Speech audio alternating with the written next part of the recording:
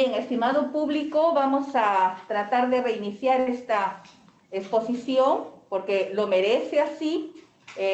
Mil disculpas por las fallas técnicas, pero dejamos ahora a continuación a la doctora Silvia Alegre Manrique, jefa del Servicio de Cardiología de nuestro gran Instituto Nacional de Salud del Niño. Adelante, doctora Silvita. Gracias. Gracias, María del Carmen. Bueno, vamos a tomar el tema de dolor torácico, qué tan frecuente es en la población pediátrica. El dolor torácico es una causa frecuente de consultas en pediatría, especialmente en emergencia. La etiología es diferente que en el adulto. Generalmente es benigno en la población pediátrica. Y en los niños sanos, la etiología generalmente es de causa no cardíaca.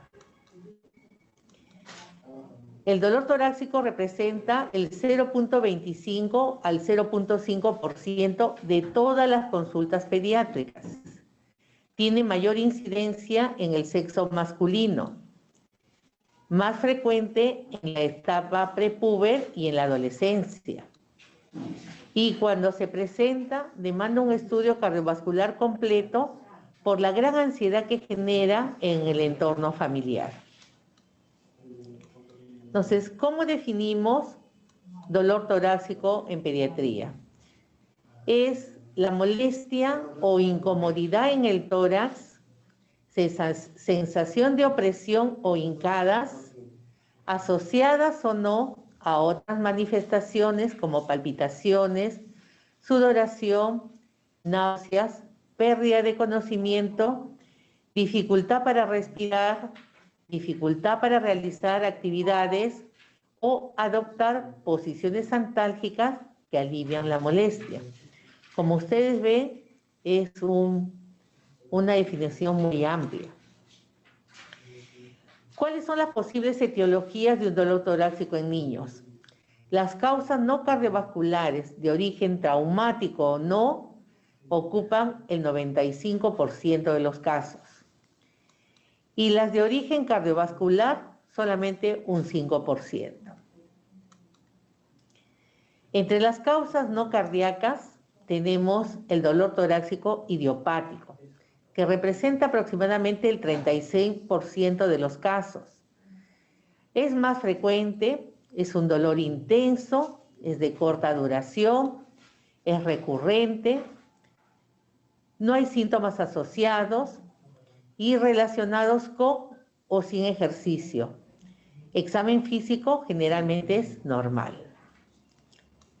El dolor torácico musculoesquelético representa el 25% de las causas. Se relaciona con ejercicios intensos o antecedentes de trauma torácico. Se exacerba con los movimientos y con la respiración profunda, generalmente debido a problemas osteomusculares como costeocondritis, pinzamiento precordial o síndrome de costilla deslizante. Otro grupo representan las de causas respiratorias, que representan aproximadamente el 8% de los casos. Generalmente aquí encontramos a los de causa el asma, neumonía, derrames pleurales, neumotoras, neumomediastino o pleurodinia. Las de causa psicógena representan un 16%, es un dolor atípico, inespecífico, generalmente asociado a cefalea, a dolor abdominal. Existen episodios emocionales previos, podría ser también por reflujo gastroesofágico, por disfagia, colecistitis, y desaparece este dolor espontáneamente en el 90% de los casos. El dolor torácico debido a causas cardíacas. Tenemos generalmente la gran mayoría debido a trastornos del ritmo, arritmias, entre toda su magnitud. Taquicardias supraventriculares, síndrome Wolff-Parkinson-White, síndrome de QT largo, síndrome de QT corto, síndrome de Brugadas, dislipidemia ritmogénica, Displasia ritmogénica del ventrículo derecho, entre las más frecuentes. Como ven, si uno ve este electro, uno se asusta de tener frente a un niño con esas patologías. Las de causa estructurales son las que tienen algún fondo orgánico. La obstrucción del tracto de salida del ventrículo izquierdo, por ejemplo, los niños con estenosis aórtica, miocardiopatías hipertróficas, coartación de aorta, el prolapso de válvula mitral, anomalías de arterias coronarias como síndrome de Alcapa, aneurismas aórticos, entre otros. Las de causa inflamatorias, por ejemplo, una miocarditis, una pericarditis. Miren este corazón, este músculo cardíaco todo inflamado, hemorrágico. Esta es una miocarditis fulminante, así llega a veces a producir decesos por la magnitud del compromiso miocárdico.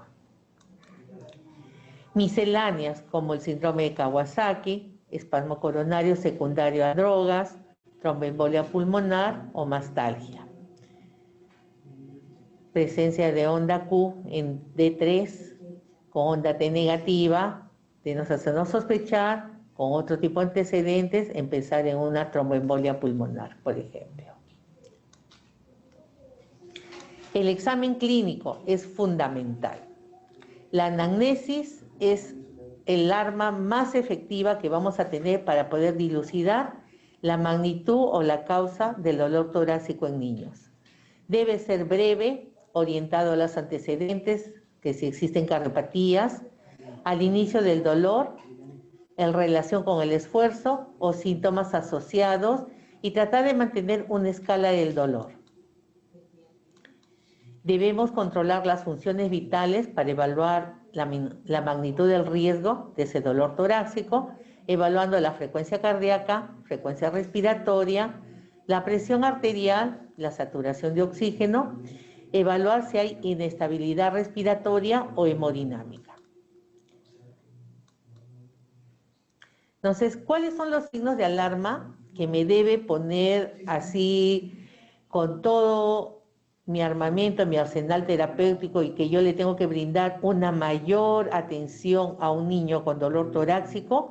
Es si presenta una mala perfusión periférica, si veo cianosis o está pálido, si el niño está sudando y una sudoración fría, si tiene pulsos débiles o está asimétricos, si hay ingurgitación yugular, si hay hipotensión o hipertensión arterial persistente, si está hipoventilando o presenta estertores respiratorios, si tiene taquicardia desproporcionada con la actividad física que viene realizando, si hay arritmia, si presenta ritmo de galope, si presenta ruidos cardíacos están disminuidos de intensidad, apagados, si hay presencia de frote pericárdico, todo esto, y si hay un soplo de reciente inicio.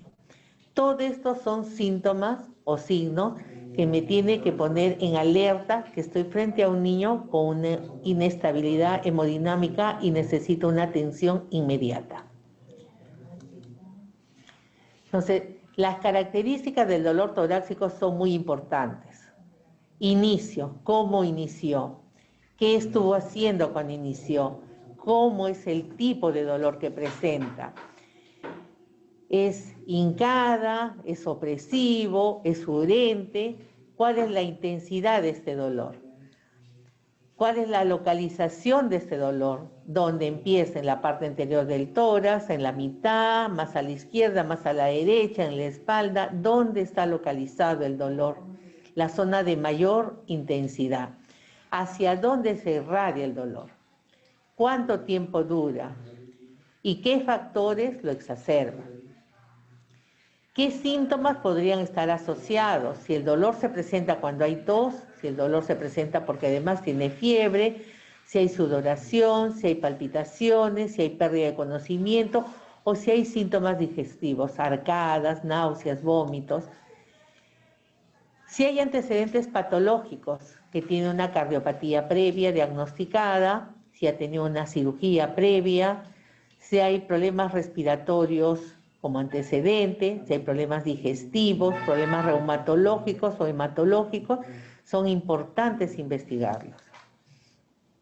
Los antecedentes familiares, no se cansen de preguntar, ya nos ha pasado muchas veces que por más incidimos, algún familiar que murió sin explicación, en edad temprana, antecedentes de muerte súbita cardíaca es lo que nos tiene que poner en alerta que podría ser un cuadro de cuidado.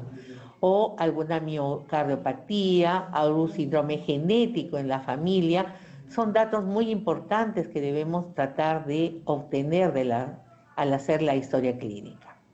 Pero existen también factores desencadenantes para que se presente un dolor torácico. Y estos pueden ser un ejercicio muy intenso, pueden ser infecciones respiratorias, cuadro de tos persistente, trauma torácico, consumo de sustancias como cocaína, anfetamina, sustancias químicas semejantes o sustancias energizantes. Tenemos muy a la mano sustancias muy energizantes que utilizan los chicos como si fuera una gaseosa y puede muchas veces estar asociado a que se presenten ese tipo de problema. Consumo de café o bebidas carbonatadas, investigar situaciones de estrés o conflictos emocionales previo a la aparición del dolor son información muy importante para poder encaminar cómo voy a manejar ese dolor torácico.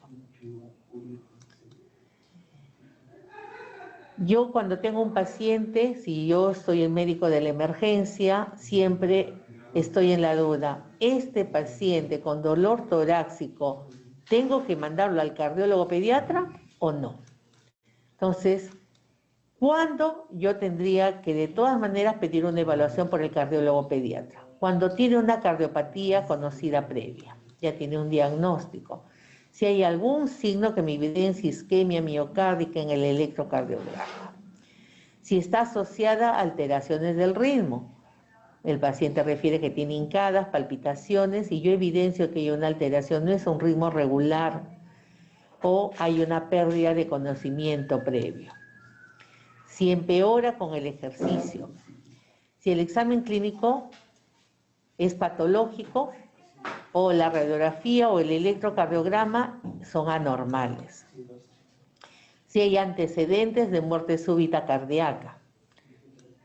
Y si está asociado a gran ansiedad del paciente o la familia y que esto se repite en forma crónica o recurrente, de todas maneras, estos pacientes tienen que ser evaluados por la especialidad, por cardiología pediátrica.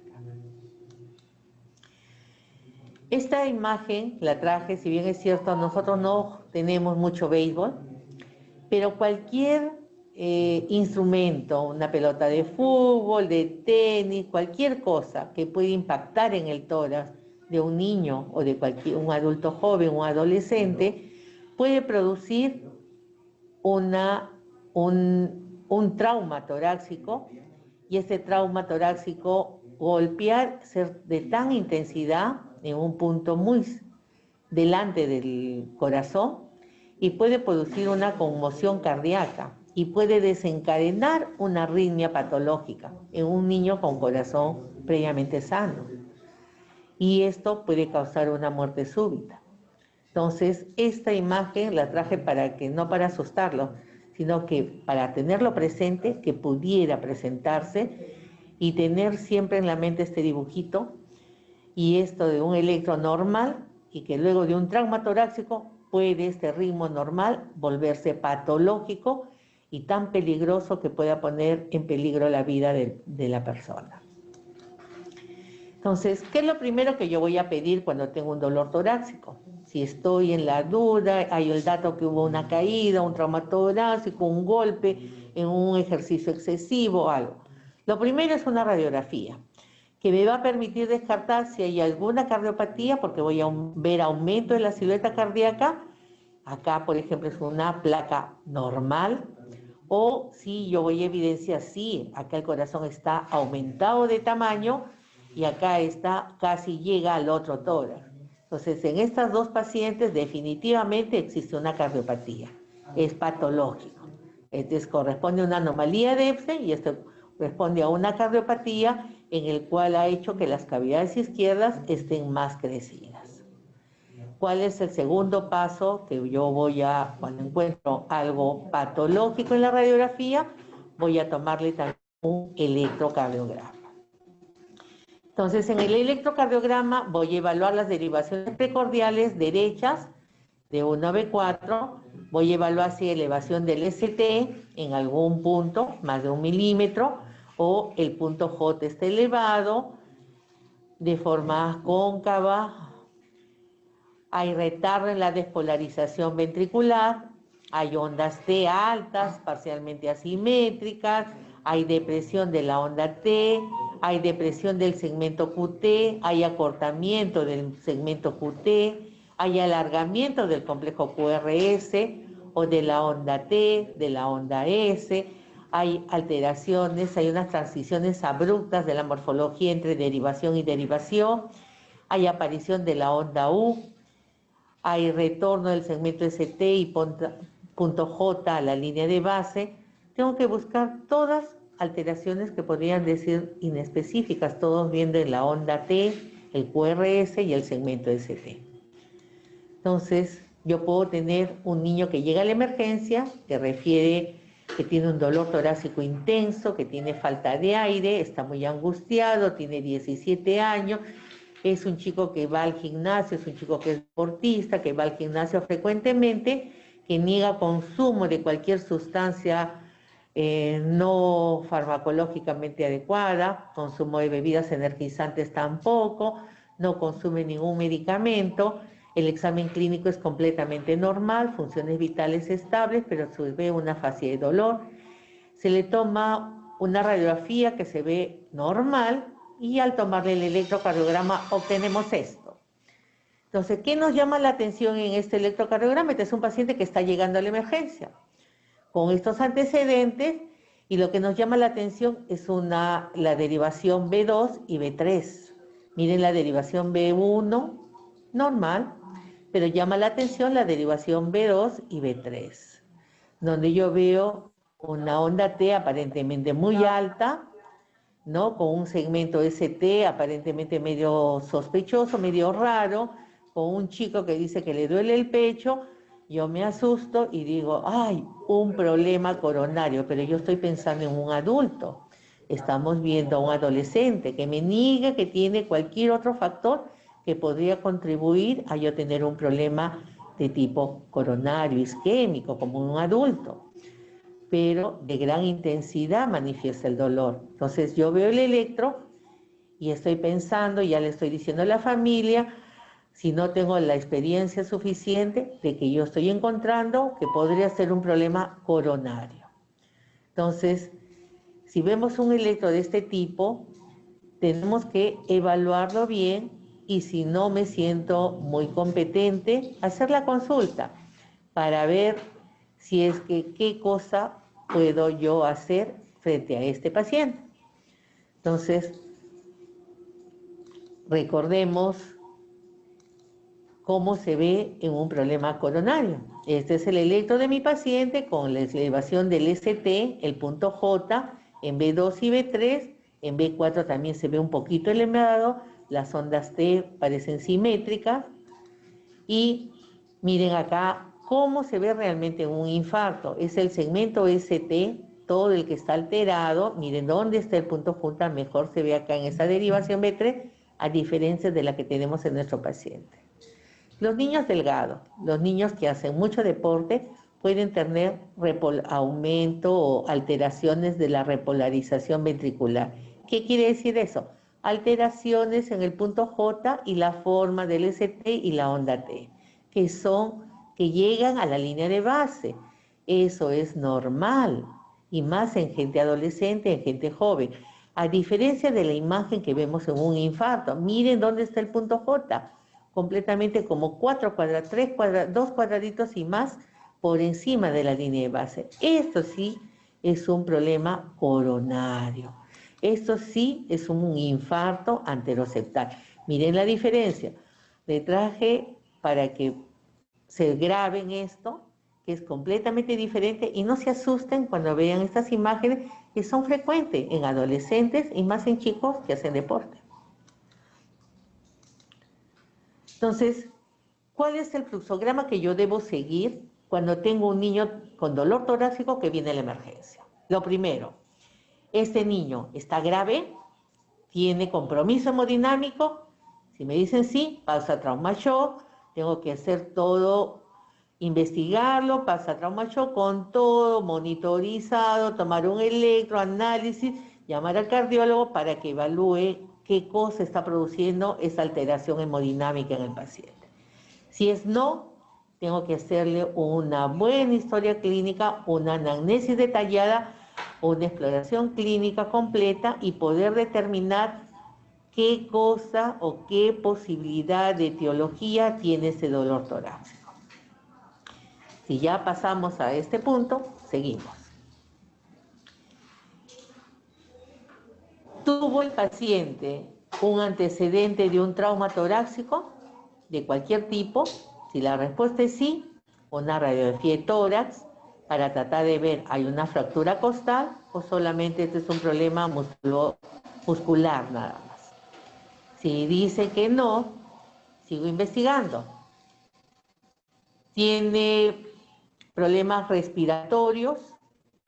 ¿Está presentando algún tipo de alteración respiratoria a la clínica y dice está resfriado, yo soy asmático, hago broncoespasmos, inhaladores frecuentes? Toda esa información tenemos que descartarla en este momento. Si el paciente dice que sí tiene antecedentes de problemas respiratorios frecuentes, se le toma una radiografía. En la radiografía voy a tener dos opciones. Sale normal, ese niño no hay un problema respiratorio, lo más probable que sea su problema respiratorio crónico, no hay nada agudo, no hay nada que muestre que la silueta cardíaca está aumentada de tamaño, y el tratamiento va a ser los inhaladores o el tratamiento respiratorio que él recibe y de repente asociarle un antiinflamatorio. Si no hay nada en la radiografía, si la radiografía encuentra más bien alteraciones neumónicas con compromisos parenquimales, el corazón está aumentado de tamaño, me hace pensar que tengo frente a una pericarditis, un derrame pericárdico, una cardiomiopatía, entonces tengo que tratar de dilucidar frente a qué patología estoy y hago el manejo específico del diagnóstico que estoy sospechando.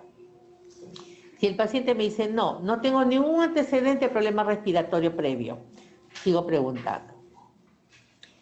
¿Tiene problema cardíaco? ¿La evaluación cardiológica es anormal? ¿Tiene alteraciones del ritmo cardíaco? ¿Cómo es el dolor? ¿Tiene palpitaciones?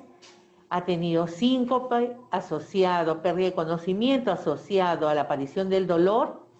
¿Ha sido después de haber realizado ejercicio o ya tiene un diagnóstico de una cardiopatía previa? Si la respuesta es sí, tiene una alteración cardiológica, ya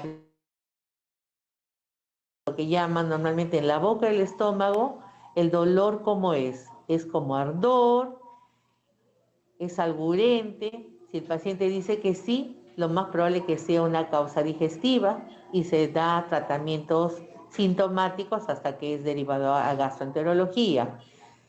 Si se sospecha de ingesta de alguna sustancia cáustica, una radiografía y seguir la evaluación, ya que estamos frente a otro tipo de problema. Si el paciente dice, no, no está asociado a problemas digestivos, no me arde, no tengo antecedente de haber tomado nada, ninguna otra sustancia, nada, entonces prosigo investigando. El dolor se exacerba, se presenta cuando yo le presiono el tórax, cuando le tocamos, cuando el paciente toma alguna postura.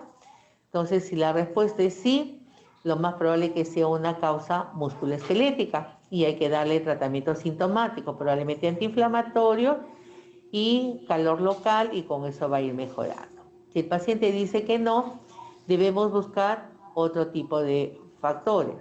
Estuvo asociado alguna otra situación en ese momento, hubo algún problema de estrés, algún problema emocional justo antes de que empezara el dolor. Si dice sí, lo más probable es que esto sea secundario a un problema psicógeno. Esto es desencadenado por el problema emocional que ha tenido el paciente. Hay que calmarlo y probablemente ver cuál, mandarlo a psicología, que haga una evaluación a ver por qué esa situación estresa tanto que le genera síntomas al niño. Si dicen que no, es una causa idiopática, que también calmando y tranquilizándose, explicándole que no hay nada orgánico dentro del corazón, esto va a calmar y va a ir cediendo el dolor. Entonces, si nosotros seguimos ese flexograma, vamos a estar seguros de que estamos dando una atención adecuada, escogiendo o seleccionando al paciente de riesgo y dando el tratamiento y el diagnóstico oportuno y derivando a la especialidad cuando esto amerite. Y calmando sobre todo la ansiedad del entorno familiar, que a cualquiera que nos diga el niño de cualquier edad, que nos diga le duele el pecho, y más cuando hay niños pequeñitos que dicen me duele el corazón. ¿Cómo el niño pequeñito sabe que le duele el corazón? Es porque seguramente escuchó algún familiar que se agarraba el pechito y decía me duele mi corazón, y el niño repite lo que escucha en su entorno familiar. Entonces, bueno, este es el tema que quería revisar con ustedes y estoy a la espera de cualquier pregunta para conversarlo al respecto. Muchas gracias.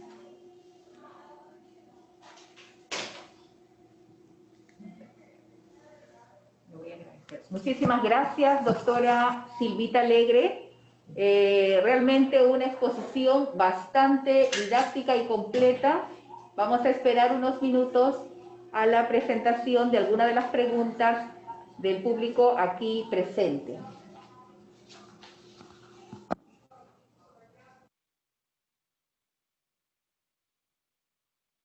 Mientras tanto, doctora Silvia Alegre, podríamos ir compartiendo con cada uno de los participantes que el servicio de cardiología sigue prestando sus servicios a través de una forma remota. Nosotros estamos participando por el servicio de teleorientación, ¿verdad? Así es.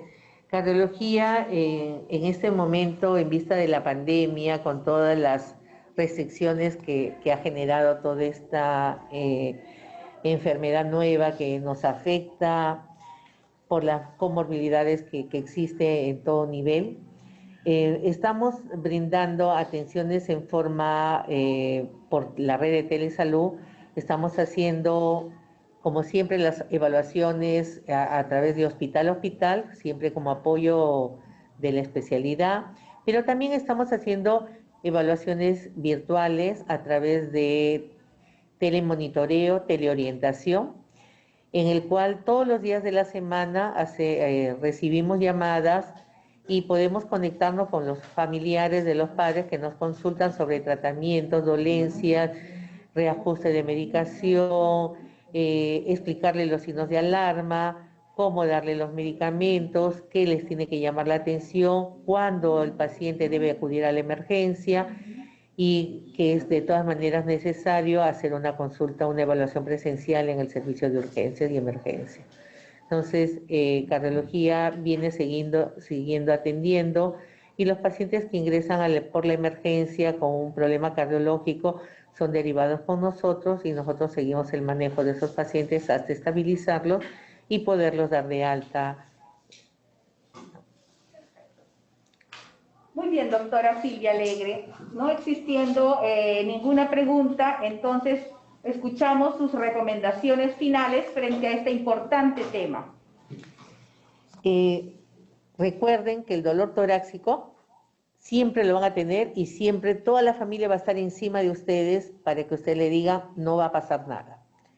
Por eso es muy importante la anamnesis. La historia clínica, si ustedes pueden averiguar, indagar el tipo de dolor, el inicio del dolor, cuál es la irradiación del dolor, frente a qué fue el factor o el mecanismo, qué estuvo haciendo antes que se presentara el dolor y si hubieron síntomas asociados que demanden una gran llamada de atención, que estemos nosotros ahí atentos, pérdida de conocimiento o evidenciamos alteraciones del ritmo, sobre todo antecedentes familiares, que hayan pérdidas familiares en edades precoces sin mayor explicación, esos son datos importantísimos, porque podría ser que nuestro paciente está manifestando un dolor y que podría ser la punta del iceberg frente a un paciente que de repente tiene una arritmia de tipo maligna y de repente ha habido muerte súbita cardíaca, que todavía no lo tienen claro ellos. Por eso es importante hacer una buena investigación del cuadro clínico. La anamnesis es fundamental y de ahí parte todo lo que podamos hacer después. Bueno, disculpando nuevamente los problemas técnicos, pero a través de este medio nos despedimos, no sin antes hacerles recordar que nuestra exposición o esta exposición la pueden encontrar en el canal YouTube Telesalud INSN. Muy bien, nos despedimos hasta una siguiente oportunidad. Hasta pronto. Gracias. Gracias, doctora Silvia Alegre. Hasta luego.